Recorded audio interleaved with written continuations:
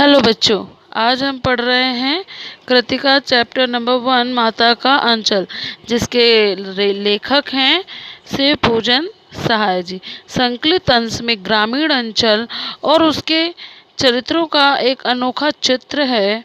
बालकों के खेल, कौतूहल, माँ की ममता, पिता का दुलार, लोकगीत आदि अनेक प्रसंग इसमें शामिल हैं।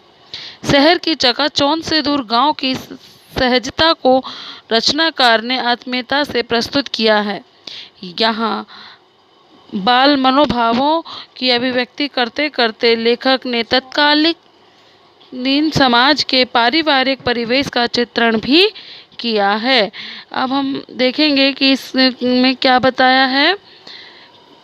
लेखक ने माता का अंचल पाठ जो शिव पूजन सहाय द्वारा लिखित है, उसमें लेखक ने माँ के साथ एक अद्भुत लगाव को दर्शाया है। इस पाठ में ग्राम की संस्कृति का चित्रण भी किया गया है।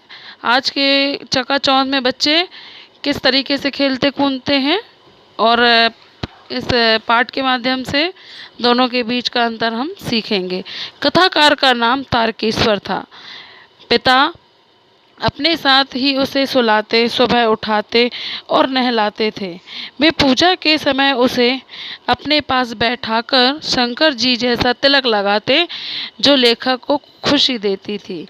पूजा के बाद पिताजी उसे कंधे पर बिठाकर गंगा में मछलियों को दाना खिलाने के लिए ले जाते थे और राम नाम लिखी पर्चियों में लिपटी आटे की गोलियों को गंगा में डालकर लौटते समय उसे रास्ते में पड़ने वाले पेड़ों की डालों पर झुलाते।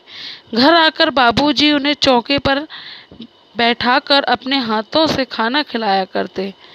मना करने पर उनकी माँ बड़े प्यार से तोता, मैना, कबूतर, हंस, मोर आदि के बनावटी नाम के टुकड़े बनाकर उन्हें खिलाती। खाना खाकर बाहर जाते हुए माँ उसे झपट कर पकड़ लेती थी और रोते रहने के बाद भी बालों में तेल डालकर कंघी कर देती।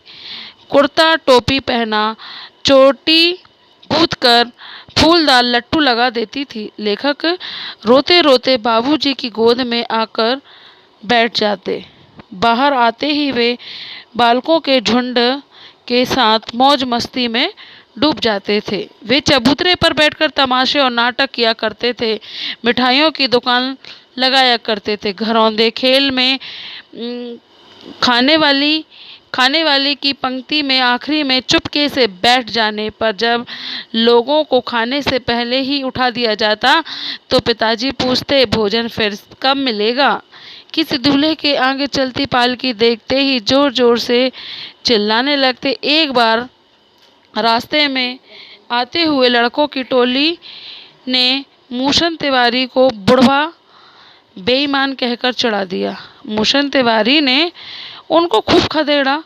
जब वे लोग भाग गए तो मूसन तिवारी पाठशाला पहुंच गए। अध्यापक ने लेखक की खूब पिटाई की। यह सुनकर पिताजी पाठशाला दौड़े आए। अध्यापक से विनती कर पिताजी उन्हें घर ले आए। फिर वे रोना धोना भूलकर अपनी मित्र मंडली के साथ घर आ गए। मित्र मंडली के साथ मिलकर लेखक खेतों में चिड़ियों को पकड़ने की कोशिश करने लगे। चिड़ियों के उड़ जाने पर एक टीले पर जब आगे बढ़कर चूहे के बिल में उसने आस पास का भरा पानी डाला तो उसमें से एक सांप निकल आया।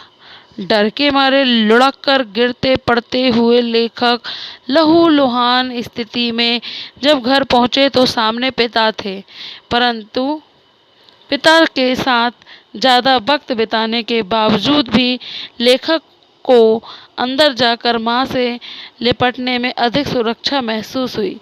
माँ ने घबराते हुए आंचल से उसकी धूल साफ की और हल्दी लगाई।